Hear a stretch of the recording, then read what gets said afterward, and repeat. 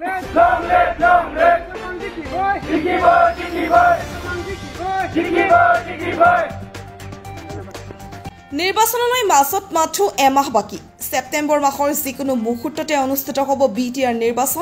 নিৰ্বাচনৰ দিন যিমানেই চমুচাপি আহিছে সিমানেই সমষ্টিয়ে প্ৰতিটো ৰাজনৈতিক দলৰ টিকট দাবীদাৰৰ ভিৰ পৰিলক্ষিত হৈ পৰিছে বিজেপিৰ দখলত থকা 33 নং চেৰফাং পৰিষদীয় সমষ্টিত এইবাৰ ইউপিপিএলৰ চকু যিকোনো প্ৰকাৰে 33 নং চেৰফাং পৰিষদীয় সমষ্টি দখলৰ লক্ষ্য ইউপিপিএলৰ বৰ্তমানৰ ইএম সঞ্চিত তাঁতীৰ কাম কাজত অসন্তুষ্ট প্ৰকাশ কৰাৰ অভিযোগ কৰিছে ইউপিপিএলৰ টিকট প্ৰত্যাশী যুৱ সমাজকৰ্মী ইন্দ্ৰ ছেত্ৰীয়ে সেয়ে বিভিন্ন সময়ত বিভিন্ন প্ৰান্তত সকলো জাতি জনগোষ্ঠীৰ লোকৰ মাজত সোমাই পৰিছে যুৱ সমাজকৰ্মী ইন্দ্ৰ ছেত্ৰী দলীয় শীৰ্ষ নেতৃত্বই যদি ইন্দ্ৰ ছেত্ৰীক টিকট প্ৰদান কৰে তেনেহ'লে তেখেতৰ বিশেষকৈ লক্ষ্য হৈছে ননৈ চেৰফাং পৰিষদীয় সমষ্টিত শিক্ষাৰ ক্ষেত্ৰত আৰু জলসিঞ্চনৰ ক্ষেত্ৰত গুৰুত্বপূৰ্ণ ভূমিকা গ্ৰহণ কৰা পৰৱৰ্তী সময়ত ইউপিপিএলৰ হাইকমাণ্ডে ইন্দ্ৰ ছেত্ৰীক টিকট দিয়াৰ ক্ষেত্ৰত কি পদক্ষেপ হাতত লয় সেয়া লক্ষণীয় বিষয় হ'ব ডিমাকুছিৰ পৰা Bhuban Thapaliya report the North East Times মই ডিমাকুছি মিডিয়া ফাৰ্ম কাৰ্যালয়ক মই ধন্যবাদ জ্ঞাপন কৰিছোঁ চেৰফাং সমষ্টিত ইউপিপিএল দলৰ ভেটি বৰ্তমান যথেষ্ট মজবুত চেৰফাং সমষ্টিত 12টা প্ৰাইমাৰী লগতে 70টা বুথ কমিটি আছে 70টা বুথ কমিটিতে আমাৰ কামবিলাক চলি আছে ধুনীয়াকৈ আজিৰ দিনত যথেষ্ট অগ্ৰগতি হৈ আছে সমষ্টিত দলৰ আগবাঢ়ি আছে দলীয় কাৰ্যকলাপবিলাক সুন্দৰকৈ চলি আছে হয় নিশ্চয় বিজেপি দলৰ ইএম আছে কিন্তু বিজেপি দলৰ ইএম সঞ্জিত তাঁতী ডাঙৰীয়াই বিগত 4.5 বছৰ তেওঁ কাৰ্যনিৰ্বাহ কৰিলে কিন্তু কাৰ্যনিৰ্বাহ কৰাৰ পিছত কিন্তু চেৰফাং সমষ্টিৰ ৰাইজ কিন্তু সন্তুষ্ট নহয় যিখিনি ৰাইজৰ আশা আছিল আকাংক্ষা আছিল সেইবিলাক তেওঁ পূৰণ কৰিব নোৱাৰিলে আৰু আচলতে ৰাইজৰ মাজত তেওঁ জনসংযোগটো ভালকৈ ৰক্ষা নকৰিলে জনসংযোগ বিচ্ছিন্ন কৰিলে আৰু ৰাইজে যিখিনি বিচাৰিছিল যি হিচাপে তেওঁক ভোট দি ৰাইজে জিকাইছিল সেইখিনি ৰাইজে তেওঁৰ পৰা নাপালে ৰাইজসকলে সেইকাৰণে ৰাইজসকল তেখেতক যথেষ্ট প্ৰত্যাখ্যান কৰা বুলি আমি জানিবলৈ পাওঁ আৰু আজিৰ তাৰিখত ইউপিপিএল দল চেৰফাঙত যথেষ্ট ভাল এটা পজিশ্যনত আছে আৰু আমি এইবাৰ চেৰফাং সমষ্টিৰ জিকাটো প্ৰায় খাটাং আৰু চেৰফাং সমষ্টিৰ ৰাইজে এইবাৰ পৰিৱৰ্তন বিচাৰিছে যিহেতু প্ৰমোদ বড়ো চৰকাৰ যোৱা 4.5 বছৰ চলিল যোৱা 4.5 বছৰত বিটিচি অঞ্চলত যথেষ্ট শান্তি আৰু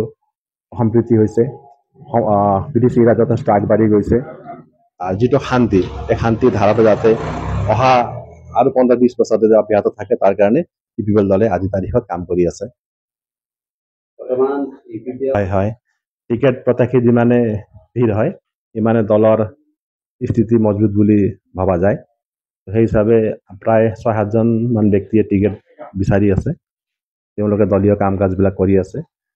এতিয়া কিন্তু ওপৰ মহলে যাক প্ৰাৰ্থিত্ব প্ৰদান কৰে আমি সকলোৱে মিলি পেলাই তেখেতক জোকাৰ কাৰণে আপোনাৰ চেষ্টা এটা কৰিম হয় ঠিকে আছে মই দলীয় কাম কাজবিলাক কৰি আছোঁ দলে যিধৰণে নিৰ্দেশ দিছে মতে কামবিলাক কৰি আছোঁ দলীয় কামবিলাক যদি আমাৰ ওপৰ মহলে বা ইউপিপিএল দলীয় হাইকমাণ্ডে যদি চিন্তা কৰে যে তেখেত উপযুক্ত প্ৰাৰ্থী হয় তেখেতক টিকেট দিয়াটো যদি তেওঁলোকে চিন্তা কৰে তেতিয়াহ'লে মই নিৰ্বাচন খেলিবলৈ প্ৰস্তুত আছোঁ আমাৰ ওপৰত নিৰ্ভৰ কৰিব চাওক মানে বিটিচি গঠন হোৱাৰ পিছত 2003 চনৰ পৰা 5 চনৰ প্ৰথম নিৰ্বাচন হৈছিলে আজি 2025 চন 4জন MCLA আমি পালোঁ কি হয় MCLA বা MLA জিকাৰ পিছত যিখিনি সমষ্টিৰ কাম কাজ ৰাস্তা ঘাট নিৰ্মাণেই হওক বান প্ৰতিৰোধেই হওক গৰাখহনীয়া হওক এই সমস্যাবিলাক চবেই কিন্তু কৰে চব চৰকাৰে কৰে চব প্ৰতিনিধিবিলাকে কৰে এই যিটো চিষ্টেম ধাৰাবাহিক চলি থাকিব কিন্তু যিটো শান্তি প্ৰতিষ্ঠা হৈছে বিটিচি অঞ্চলত এই শান্তি যাতে চেৰফাং সমষ্টি অব্যাহত থাকে তাৰ কাৰণে মই কাম কৰি যাম আৰু শিক্ষাৰ ক্ষেত্ৰত মই যথেষ্ট গুৰুত্ব প্ৰদান কৰিম কাৰণ আজিৰ ছাত্ৰ ছাত্ৰী হ'ল ভৱিষ্যতৰ দেশৰ নাগৰিক আৰু যদি ছাত্ৰ ছাত্ৰীসকলক আমি আগবঢ়াই লৈ যাব পাৰোঁ তেতিয়াহ'লে নিশ্চয় সমাজ আৰু দেশ লগতে বিটিচি অঞ্চল নিশ্চয় ডেভেলপ হ'ব তাৰ কাৰণে সমষ্টিত এতিয়া প্ৰমোদ বড়ো ছাৰে কি কৰিছে ইউএন ব্ৰহ্ম যিটো আপোনাৰ ছুপাৰ 50 এই ছুপাৰ 50ৰ কাৰণে NIIT NEET বা APSC UPSC কাৰণে তেওঁ যথেষ্ট কাম কৰি আছে তো সেই ক্ষেত্ৰত যদি চেৰফাং সমষ্টিৰ পৰা যদি আমি বছৰত 2জনকৈ যদি আমি তেনেকুৱা প্ৰাৰ্থী আমি যদি আগবঢ়াই লৈ যাব পাৰোঁ তাৰ কাৰণে মই কাম কৰি যাম কাৰণ শিক্ষাটো হৈছে মেইন বস্তু শিক্ষাটো যদি পালেহে সমষ্টি ডেভেলপ হ'ব আৰু সমাজখন ডেভেলপ হ'ব আৰু আমাৰ অঞ্চলৰ ৰাইজসকল বেছিভাগে কৃষিজীৱী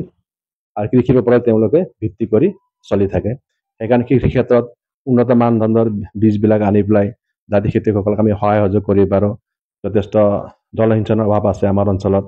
আমি পাহাৰৰ নদীৰ ওপৰত ভৰসা কৰিব লগা হয় যাতে সমষ্টিত জলসিঞ্চনৰ ব্যৱস্থা কৰি কৃষক ৰাইজে যাতে আমি সকাহ দিব পাৰোঁ তাৰ কাৰণে আমি কাম কৰি যাম প্ৰতিদ্বন্দ্বিতা বিজেপিৰ লগতে হ'ব লাগে কাৰণ BPF-ৰতো এতিয়া বৰ্তমান বেছ নাই BPF আজিৰ যিটো সমীক্ষা এই সমীক্ষাত BPF 3 নম্বৰত গৈ আছে আৰু যিহেতু বিজেপিৰ চিটিং EM বা MCLA আছে আৰু এই সমষ্টিত এনেকুৱা এটা সমষ্টি ইয়াত সমষ্টিত চিটিং এজন EM আছে বিজেপি দলৰ ইয়াত পানেৰী সমষ্টিত বৰ্তমান ভেৰগাঁও সমষ্টিত বৰ্তমান এজন চিটিং বিশ্বজিৎ দৈমাৰী চিটিং এজন অধ্যক্ষ এজন আছে আৰু বিজেপিৰ MP এজনো এই সমষ্টিৰ পৰা প্ৰতিদ্বন্দ্বিতা কৰে মানে এই সমষ্টিৰ পৰা আছে গতিকে 3টা পাৱাৰ আছে বিজেপিৰ সমষ্টিত MCLA-ত PTC সমষ্টিত EM আছে আৰু আমাৰ যিটো বিধানসভাত আমাৰ বিশ্বজিৎ দৈমাৰী ছাৰে ইয়াত কাৰ্যনিৰ্বাহ কৰি আছে আৰু দিলীপ শইকীয়া আমাৰ MP হিচাপে তেখেতে কাৰ্যনিৰ্বাহ কৰি আছে 3টা শক্তি আছে আৰু আচলতে কি হয় ৰাজনীতিত এই বস্তুটোৱে বিচাৰে যে ৰাজনীতি কৰাৰ লগে লগে এজন MCLA হওক এজন MLA হওক এজন MP হওক এই বস্তুটো ৰাইজে বিচাৰে কিন্তু বিজেপি দলৰ গোটেইখিনি সম্পূৰ্ণ আছে কিন্তু গোটেইখিনি সম্পূৰ্ণ হোৱা তৎসত্বেও কিন্তু বিজেপি দলে সমষ্টিত তেওঁলোকে কিন্তু কাম কৰিবলৈ পৰা নাই গতিকে এইবাৰ BPL-ৰ বিজয় নিশ্চিত বিজয়